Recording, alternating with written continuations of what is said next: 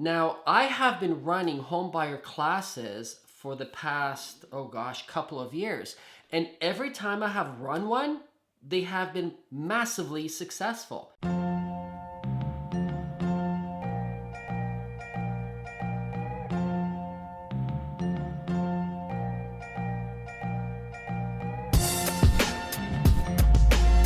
So today, I am running another homebuyer class. So just hanging out, working on the presentation to try to get it perfect. Although I know there's no such thing as perfection. So I try my best until I run out of time.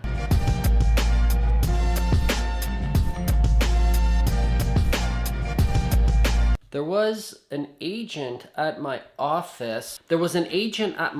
I ran into a few months ago. It was on a weekend. And she was there. She was all dressed up. And I looked over and I noticed that the conference room was set up as if somebody was doing some sort of presentation. I noticed that there was one person sitting there. And I turned to this agent and I asked her, "Are you doing anything in the conference room?" And she says, "Yes, I'm running a homebuyer seminar." And I said, "Wow, that's interesting. When does it start?" Now I asked her when is it starting because I noticed that there was only the one person there. And she says it started 10 minutes ago.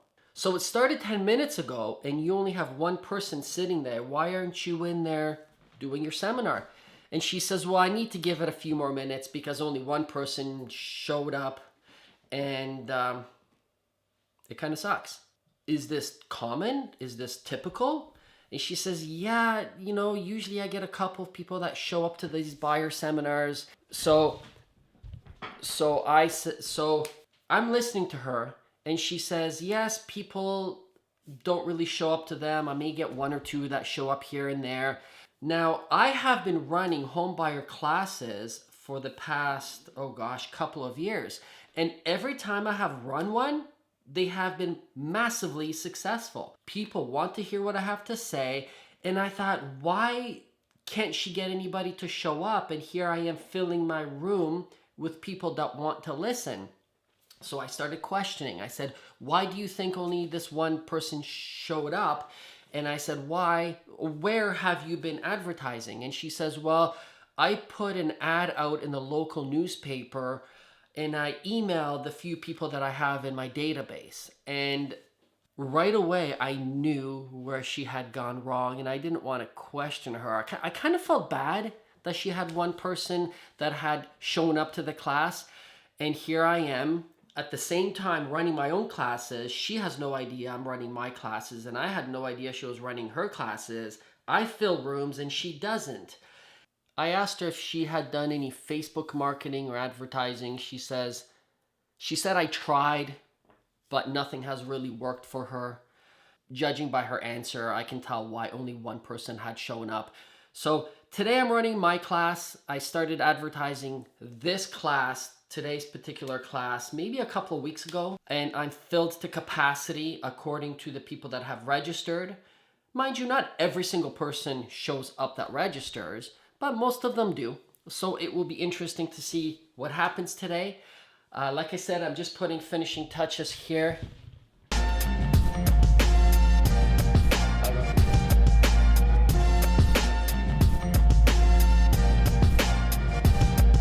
So I do run these classes periodically and people always show up. People always want to work with us at the end.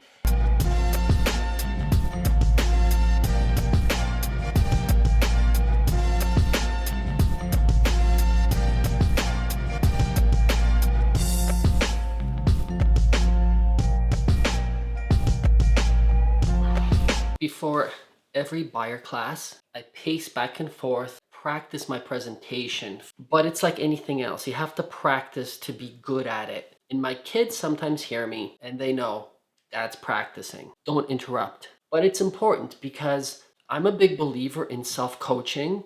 So I videotape most of my buyers classes, most of them. And then I look back to see how I delivered that material. And then I will study people that are really good public speakers, that are really good speakers on stage. And I try to compare What are they doing that I'm not? And then as time goes on, I just get a little bit better and a little bit better. Some of you have sent me feedback saying, wow, you make great videos and you seem like you're such a natural. I promise you what you're seeing right here, right now on these videos took a lot of practice. And I've taken, public speaking training. I do a lot of practicing. And so you're seeing the end result. And the biggest mistake that anyone could make is to compare themselves where they are today to somebody else's experience that has taken them 10 to 15 to 20 years. So when you're comparing your 6-month experience to my 15 years experience, you may be thinking to yourself, I can't do that. But please don't do that, because you're only harming yourself. You're damaging the 6 inches between your ears. And if you listen to that nonsense, you will never actually get started. I got started years ago and I was horrible, but it's practice. It's consistent practice. And you have to start somewhere. You just do. One of my favorite people to look up to is Tony Robbins. He is an incredible, incredible speaker. And when you see him on stage and the way he delivers his message, it is so difficult to look at that and say, I can't do that. But I'm here to tell you, yes, you can. You can run a buyer's class. You can do that. But don't ever compare yourself to me or to anybody else. You can only compare yourself to the way you were yesterday. If today you are 1% better, then you are making progress. And that's the only thing that matters. Just remember that. If you practice, before you know it, a year will go by, 2 years will go by, and you will compare yourself 2 years from now to the guy or girl you were 2 years ago, and then you will see how far you've gotten. Fear is an interesting thing, because when we start listening to the fear that lives somewhere here, it's kind of like being a deer in headlights. You can't go forwards, you can't go backwards, you can't really think. But if you don't listen to this little voice, which I have as well, then magic will start to happen. Don't think I'm any different. I do have that voice, but it's my choice whether I listen to it or ignore it. And what I have found through experience is when I don't listen to this voice, incredible things happen.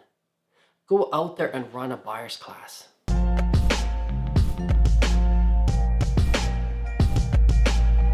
My bag is packed. Can't forget the laptop. I always feel like I'm forgetting something.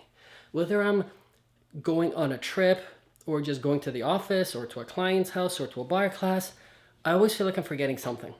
And most of the time, I'm not forgetting anything. I gotta make sure I get the vlog out to you guys so you guys can see what it's like to get a glimpse into a buyer's class.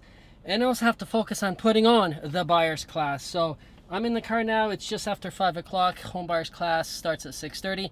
So I've got an hour and a half to go buy some food and go get set up and set up the cameras, and I better go.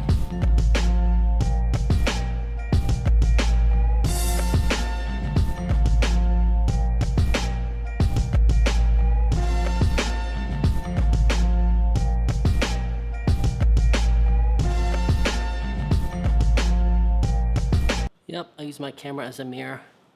Getting set up, everything is going according to plan. It's 5:45. I've got 45 minutes.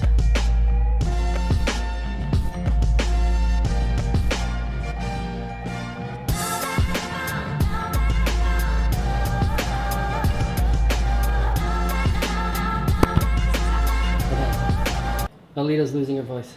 This is actually good compared to what I had earlier. The microphone fell off.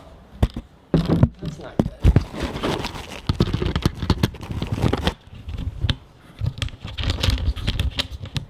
Check, check, 1, 2, 3. We're good.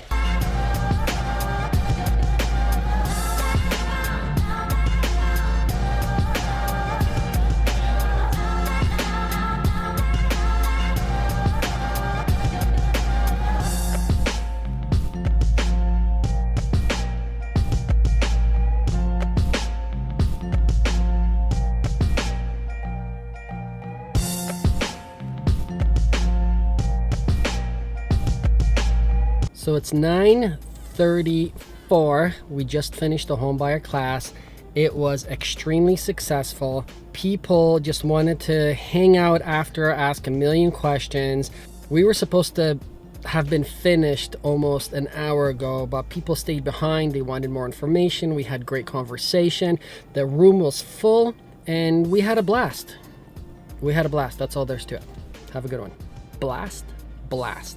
Did we have a blast?